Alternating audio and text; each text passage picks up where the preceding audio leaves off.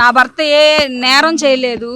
నా భర్త గత అన్న కొంచెం కింద దించండి అన్న కొద్ది కింద దించండి. నా భర్త గత 5 సంవత్సరాల్లో ఆయన సాక్ష్యం రాష్ట్రం అంతా చూసి ఓట్లేసి నా భర్తకున్న సాక్ష్యాన్ని బట్టి మేము జగన్మోహన్ రెడ్డి గారి కోసం మేము నిలబడి ఒక అబద్ధ సాక్ష్యాన్ని మేము చెప్పలేక మా కుటుంబం మేము నిలబడ్డందుకు మా మీద పాయింట్ బ్లాక్లో గన్ను పెట్టి నా భర్తని ఇదే స్టేషన్లో చంపే ప్రయత్నం చంద్రబాబు నాయుడు గారు చేయించి డబ్బులు బ్యాగుల్లో పెట్టుకొచ్చి నా భర్తకి ఇచ్చి ఈ ప్రలోభాలకి లొంగితే ఈ మాటలన్నీ మీరు చెప్తే ఇంత డబ్బు ఇన్ని కార్లు మీ ఇంటికి వస్తాయని మమ్మల్ని చెప్తే మాకు అవసరం లేదు.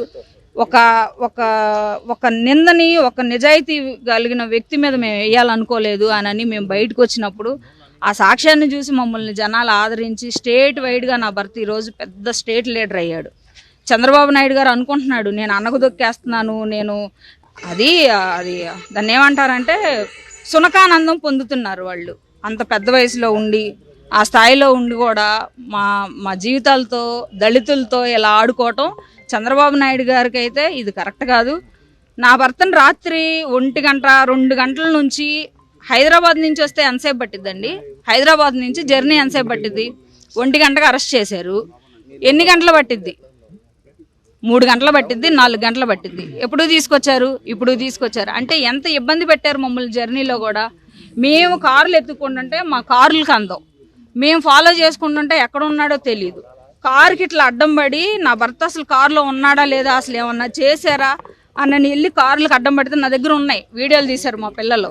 కారుకి అడ్డం పడి చూసుకుంటే సోయి లేకుండా కారులో నిద్రపోతున్నాడు, చుట్టూ పోలీసులు, ఆయన ఒక్కడే కారులో. కాదన్నా నన్ను ఎక్కించుకోండి అంటే ఏదో వాళ్ళకి ఇష్టం వచ్చినట్టు చేశారు. మాకు ఒక 4 అబద్ధాలు చెప్పి 4 మాయ మాటలు చెప్పి మాకు హైప్ క్రియేట్ చేసుకోవడం మాకు రాదు. మేము యథార్థంగా బ్రతుకుతున్నామని మేము అనుకుంటున్నాం, మేము నీచంగా బతుకుతున్నామని చంద్రబాబు నాయుడు అనుకుంటున్నారు. చంద్రబాబు నాయుడు గారికి మేము బతుకుతున్న బతికేంటో ఆయనకి తెలియాలి కాబట్టి మీ అందరి సమక్షంలో ఆయన్నే చెప్పమానండి, ఆయన్నే చూపిమానండి. నా భర్త తప్పేం చేశాడు మరి మాకు కూడా తెలియట్లా. ఆ తప్పులేంటో మీ అందరి సమక్షంలో ఆయన్నే చెప్తే మేము కూడా వింటాం, రాష్ట్ర ప్రజలు కూడా వింటారు.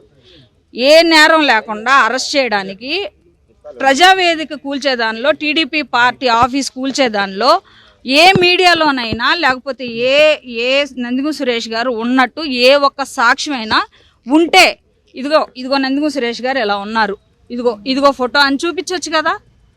ఎలా అరెస్ట్ చేస్తారు మీరు అనుమానాలతో? అంటే నా భర్త ప్రెస్ మీట్లు గట్టిగా మాట్లాడాడు, మిమ్మల్ని గట్టిగా మీ బాగోతాలన్నీ కడిగి పారేశాడు 5 ఏళ్ళని మీ అక్కస్ని ఎల్లబోసి ఇవాళ నా భర్తను టార్గెట్ చేశారు. అది మీకు తెలీదా? అది మీ అందరికి తెలియట్లేదా? మీ అందరికీ తెలుసు. ఇది పర్సనల్గా రాజకీయ కక్షపూరితంగానే నా భర్తని అరెస్ట్ చేశారు. ఈ స్టేషన్లో నా భర్తకి ఏదన్నా జరిగితే ఈ రోజు వరకు తను చాలా హెల్దీగా లోపలికి వెళ్ళారు, చాలా చాలా యాక్టివ్గా ఉన్నారు. ఏ చిన్న ఇబ్బంది ఉండి ఆయన బయటకు వచ్చినా సరే నేను చంద్రబాబు నాయుడు మీద హైకోర్టుకు కాదు సుప్రీంకోర్టుకు కూడా వెళ్ళి నేను చంద్రబాబు నాయుడు మీదే కేసు పెడతాను. అది ఉందంటే సర్జరీ చేయాలి, టైం పట్టిద్ది అన్నారు. అది చిన్న పెయిన్ కిల్లర్స్ ఇచ్చారు, అవే తీసుకొని వచ్చాం. కారులో ఉన్నాయి, ఆ పెయిన్ కిల్లర్స్ కూడా ఉన్నాయి, మెడిసిన్ కూడా మాతోనే ఉంది, చూసుకోండి. నేనైతే అన్నా అవునంటే అవును, కాదంటే కాదు. అబద్ధం అయితే మేము చెప్పం, మా నోటికి రాదు. మీరు ఎన్ని చెప్పించాలని చూసినా, లోపల పోలీసులు నా భర్తను ఎన్ని చెప్పించాలని చూసినా మా అబద్ధాలు రావు.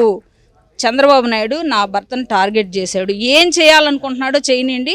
నా భర్తకి ఏదన్నా జరిగిన మరుక్షణంలో రాష్ట్రంలో ఉన్న ప్రతి ఒక్క దళితుడు రోడ్డెక్కి నోరు తెరుస్తారు. 5 years రాష్ట్రాన్ని ఏం చేయాలని ఈ రకంగా ఈయన పాలించి ఈ రకంగా వచ్చి 100 రోజులు కాలేదు. సూపర్ 6లు ఏమైపోయినాయో, అబద్ధాలు హామీలు ఇచ్చి నువ్వు గెలిచి నువ్వు రాష్ట్రాన్ని భ్రష్టు పట్టి సృష్టి విలయతాండం చేస్తుంది. నీకు సహకరించట్లా, సృష్టి నీకు సహకరించట్లా. ఆ రకంగా విజయవాడ అంతా కొట్టుకుపోయి తిండి తెప్పలు లేకుండా నువ్వు సరిగ్గా కుర్చీలో మనశ్శాంతిగా కూర్చోలేని జీవితం అయిపోయింది నీది. ఎందుకు మాలాంటి వాళ్ళ కన్నీళ్ళు నువ్వు ఒళ్ళో వేసుకుంటే ఇలానే ఉంటుంది.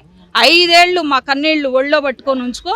ఈ 5 ఏళ్ళు కూడా నీకు మేము బలహీనం అవ్వచ్చు, కానీ సృష్టి సమాధానం చెప్పిద్ది, భగవంతుడు సమాధానం చెబుతాడు, మా కన్నీళ్ళు సమాధానం చెప్తాయి. అది మాత్రం నిజం.